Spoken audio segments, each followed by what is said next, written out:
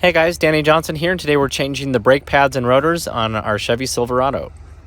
So we're going to start off with our 22 millimeter socket, or 7/8 is about the same size. And on this particular truck, it just has a hubcap that comes off. So we take those off first.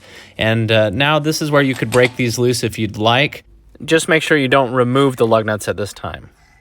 What we're going to do is lift with a jack, and we're going to put our jack stand towards the front and just make sure that it seats perfectly and it's centered and it's not going to fall. And we're going to leave the jack here as an extra support. Now we're going to break loose the rest of the lug nuts, and so we'll just take them off, and the wheel will then come off right behind it. We'll just move that right out of the way. Now here's our brake caliper, and so there's two bolts that we want to get off, but this ABS sensor kind of comes in the way. So we're going to go ahead with our 10 millimeter socket and just remove this little bolt here, and that'll just move that bracket out of the way. Now we're taking our 18 millimeter wrench, and we're going to take off this top bolt here that the caliper connects to. And then on the back bottom side, there's the other one right here. So with those two bolts removed, then we're just going to take the entire caliper and slide it off of the rotor.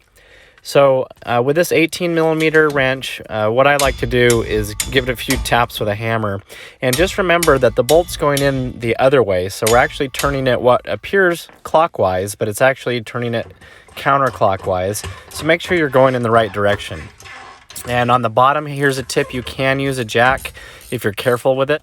And so with those two bolts removed, now we can just slide the caliper right off of the rotor. And I like to put a jack or a 5-gallon bucket, something that's tall enough to hold this, because you do not want it hanging by the brake lines.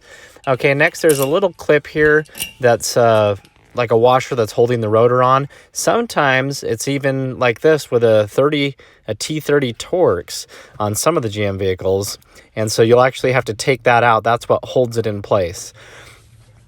So next, the rotor just slides right off and out of our way, and we can put our new rotor on. And I like to take one lug nut and just put it all the way on to hold it in place so that it's nice and firm. Now there is a trick to sliding the pads out, and so what you want to do is slide this bracket away, and as you make a little gap where my right hand is, that's where we're going to be able to slide these pads back out. So as you can see, we've moved this over until there's a little gap there, and now we can simply just slide the pad through that gap and lift it straight up and out.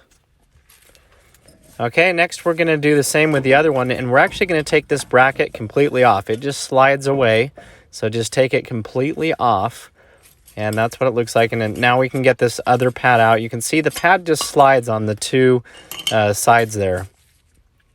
So now we're going to take this over to the workbench, and we're just going to pry the bracket off of it with a screwdriver.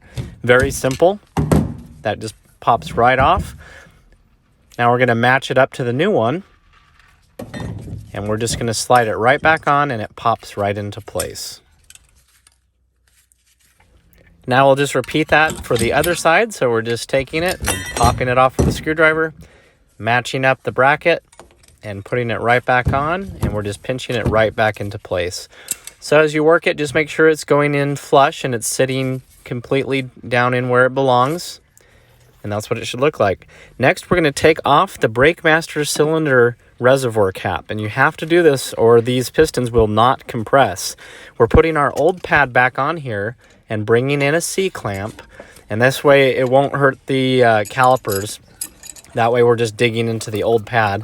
And I've sped this footage up a little bit, but you can see as I tighten it, it's just pushing that piston back in. And so again, make sure that the cap is off of the reservoir for the brake master cylinder, or you won't be able to do this part. So we're going to go ahead and do this on both sides and go back and forth a little bit till it's flush. Don't pinch it too much, just make sure that it's collapsed.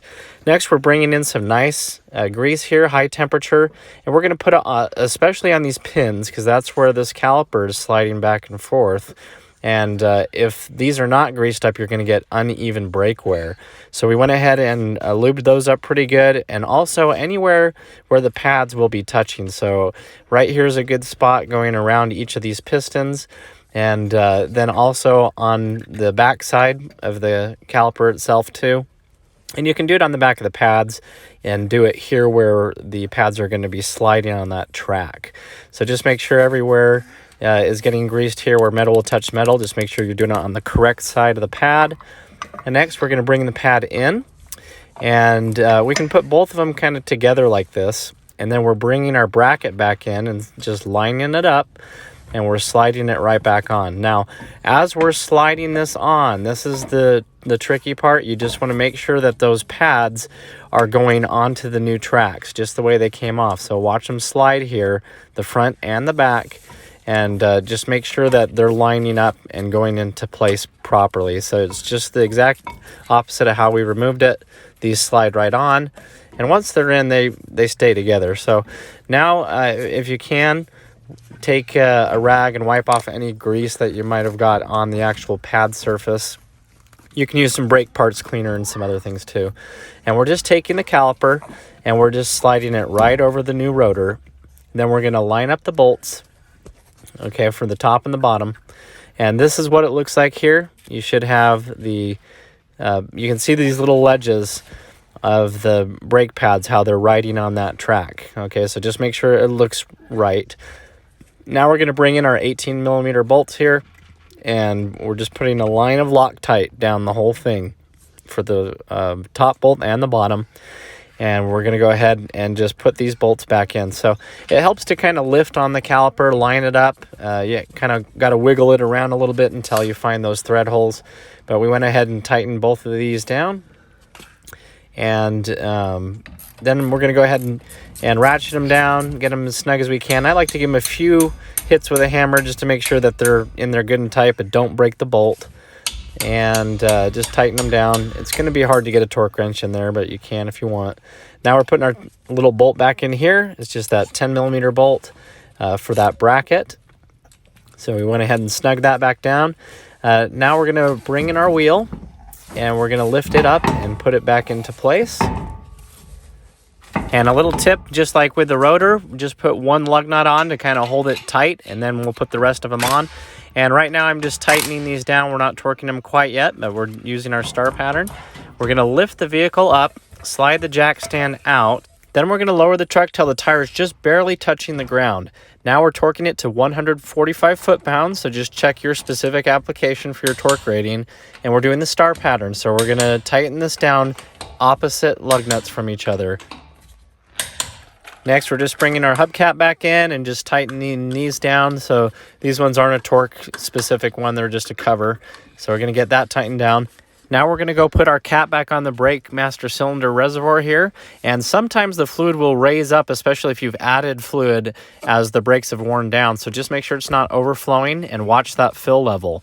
We're going to go ahead now and drop the truck down all the way to the ground.